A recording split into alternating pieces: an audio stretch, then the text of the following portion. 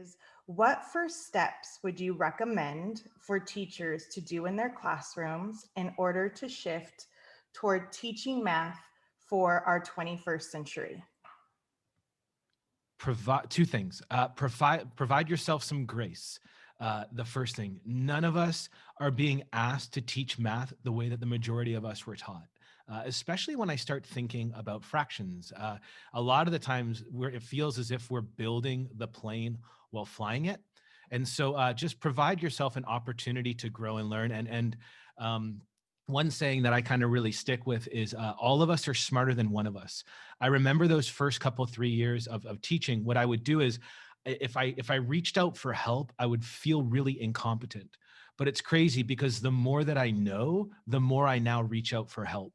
And so being vulnerable is the birthplace of professional growth. So as you're trying to navigate this slippery road, whether you be in person or remotely, remember that we are all in this profession because we love to nurture, support, and lift one another up, whether it be a 2-year-old, a 5-year-old, a 16-year-old in high school.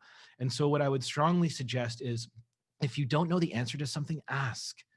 And for that one person that really might think, oh, I can't believe they asked that question, there's another 9 people that will be willing to support you in your journey and follow that group of teachers that really are there to encourage and support you along your journey. So it's not even a math thing. It's more of, for me, it's a personal thing, because if we don't feel safe in our own teaching, in our teaching abilities, then we're not going to be able to blossom as a teacher. So yeah, just kind of reaching out and going with the goers and working with teachers hand in hand.